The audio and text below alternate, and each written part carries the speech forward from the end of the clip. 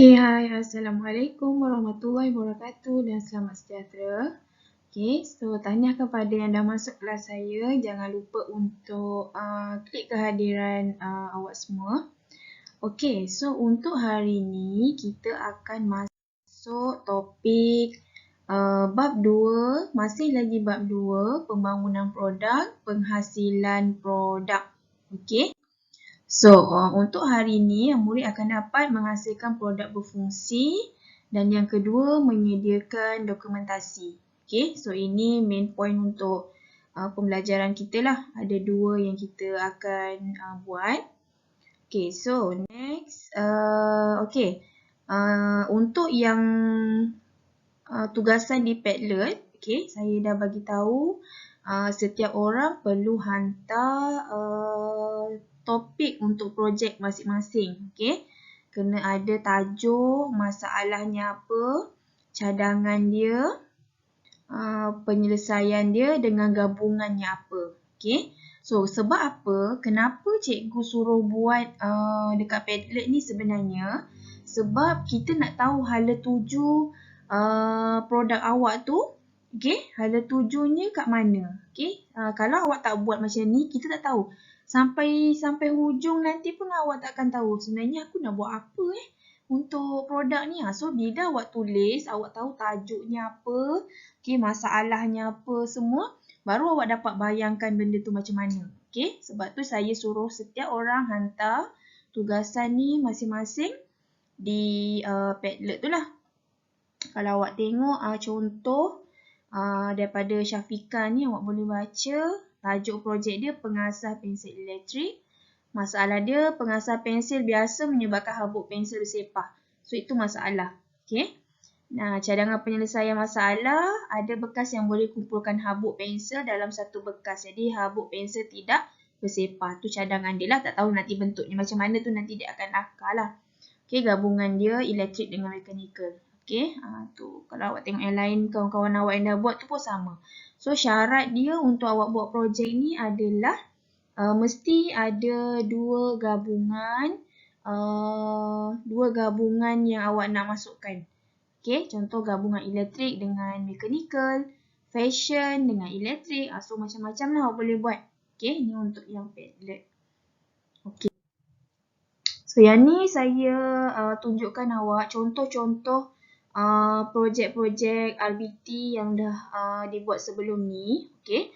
So, gambar yang pertama ni gambar beg. Okay, beg ni dia gabungkan fashion dengan dia letak sebenarnya dekat butang tu epoxy. So, dia gabungkan fashion dengan pembuatan.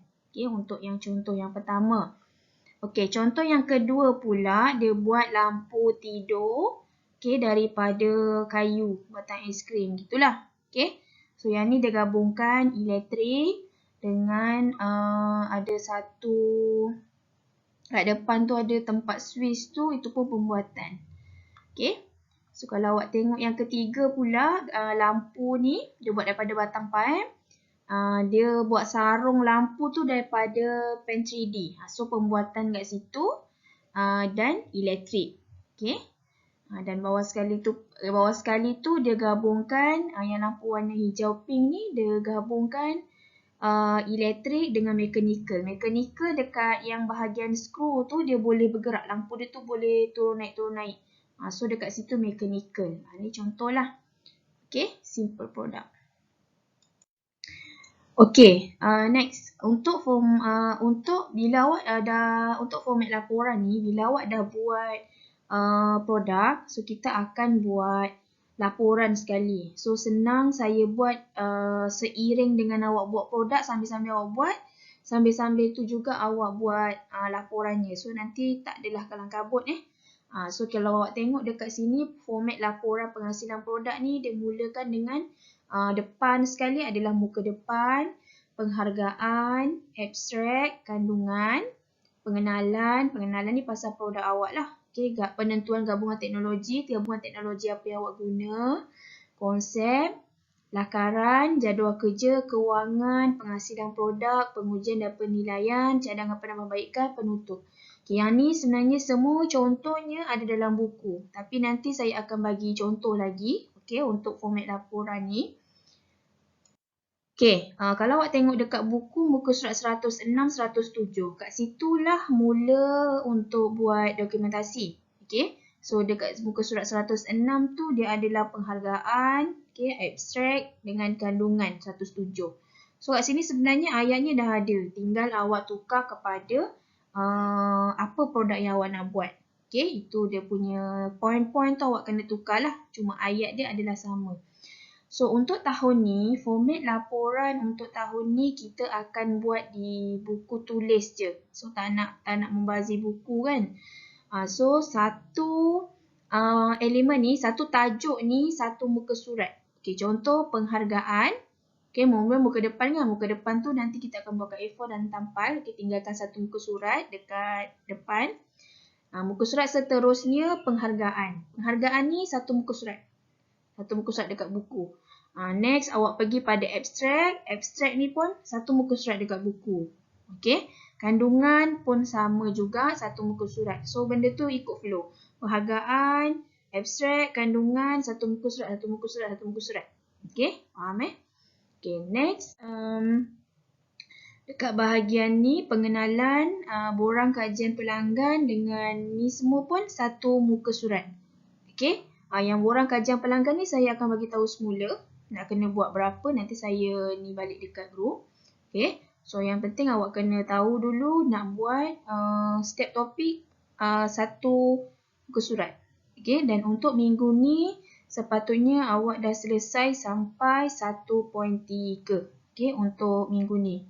So, hari ni saya bagi tahu apa yang perlu buat. So, awak akan buat dan 2 masa lagi nanti seterusnya pun awak akan sambung benda yang sama. Okay. So, mana yang belum lengkap untuk Padlet tu, lengkapkan dulu sebab daripada situ baru bila awak ada idea, awak ada benda nak buat, baru boleh follow dengan dokumentasi. Kalau awak tak tahu nak buat apa, start dekat situ, dokumentasi pun tak boleh run.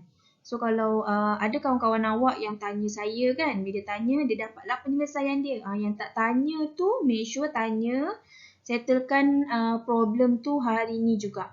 Okay?